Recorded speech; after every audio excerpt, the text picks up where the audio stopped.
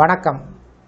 இந்த வீடியோவில் சற்று முன் 3/5/2026 மாத பென்ஷன் வாங்கக்கூடிய ஓய்வூதியர்களுக்கு ஹாப்பி நியூஸ் குறித்து தகவல்கள் கிடைத்திருக்கிறது. இது குறித்து முழு விவரத்தையும் பார்க்கலாம்.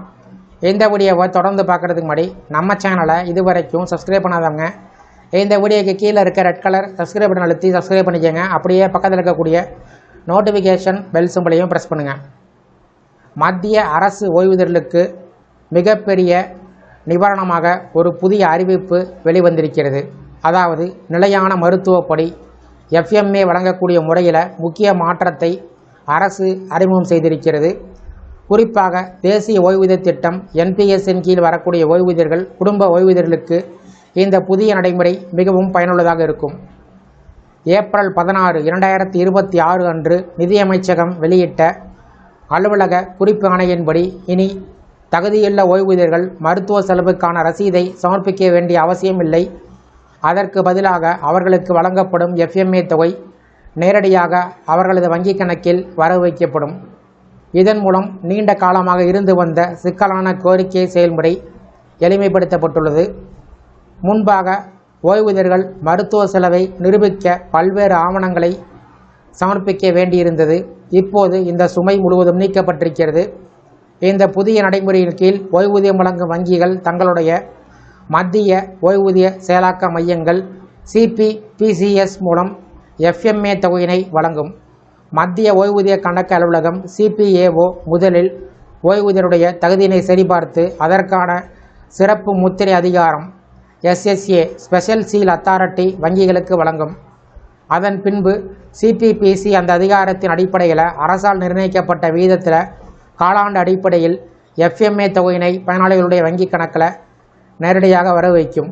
முக்கியமாக இந்த செயல்முறை முழுவதும் தானியக்கமாக நடைபெறும் என்பதால் ஓய்வூதியர்கள் எந்தவிதமான விண்ணப்பத்தையும் அல்லது ரசீதுகளையும் சமர்ப்பிக்க வேண்டியது இல்லை. இது அரசு சேவைகளின் டிஜிட்டல் மாற்றத்தின் ஒரு முக்கிய படியாக கருதப்படுகிறது. ஆனால் இந்த நன்மை தொடர்ந்து பெறுவதற்கு ஓய்வூதியர்கள் ஆண்டுதோறும் வாழ்க்கை சான்றிதழ் சமர்ப்பிப்பது கட்டாயம்.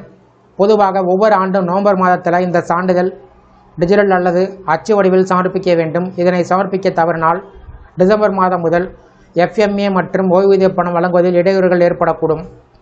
மேலும் ஓய்வூதியர்கள் விரும்பினால் FMAவிலிருந்து CGHS புறநோயாளி சேவைகளுக்கு மாறும் வசதி உள்ளது. அத்தகைய மாற்றங்கள் தற்போதுள்ள அரசின் வழிகாட்டுதலின் அடிப்படையில் மேற்கொள்ளப்படும். அதேபோல் வங்கி அல்லது கிளை மாற்றம் ஏற்பட்டாலும் CPAO விதிகளின்படி அந்த மாற்றம் செயல்படுத்தப்படும். மேலும் ஓய்வூதியருடைய மரணத்திற்கு பின்பும் இந்த நன்மை குடும்ப ஓய்வூதியர்களுக்கு தொடரும் வகையில் விதிகள் அமைக்கப்பட்டிருக்கிறது. தகுதியுள்ள குடும்ப உறுப்பினருடைய பெயர் முன்பே பதிவு செய்யப்பட்டிருந்தால் அவர்கள் நேரடியாக வங்கியில் விண்ணப்பித்து FMA பெற முடியும். பெயர் பதிவு செய்யப்படவில்லை என்றால் சம்பந்தப்பட்ட அலுவலகத்தின் மூலம் புதிய அங்கீகாரம் பெற வேண்டும். இவ்வாறு அரசு ஓய்வூதியர்களுக்கும் அவருடைய குடும்பத்தினருக்கும் சிக்கலற்ற, வெளிப்படையான மற்றும் விரைவான நிதியுதவினை உறுதி செய்யும் வகையில் இந்த மாற்றங்களை கொண்டு வந்திருக்கிறது. இறுதியாக வங்கிகள் முதலில் ஓய்வூதியர்களுக்கு FMA தொகையினை வழங்கி பின்னர் அந்த தொகையினை அரசிடமிருந்து திரும்ப பெறும். இந்த முறையும் ஏற்கனவே நடைமுறையில் உள்ள நிதி பரிமாற்ற விதிகளின்படியே செயல்படும். இந்த புதிய நடைமுறை ஓய்வூதியர்களுடைய வாழ்க்கையை எளிதாக்கும் ஒரு முக்கிய முன்னேற்றமாக பார்க்கப்படுகிறது. இந்த வீடியோ குறித்து உங்களோட கருத்துக்களை கமெண்ட் செக்ஷனில் பதிவிடுங்க. இந்த வீடியோ பிடிச்சிருந்தா வீடியோக்கு ஒரு லைக் பண்ணுங்கள். இந்த வீடியோவை அனைவருக்கும் ஷேர் பண்ணுங்கள். நன்றி.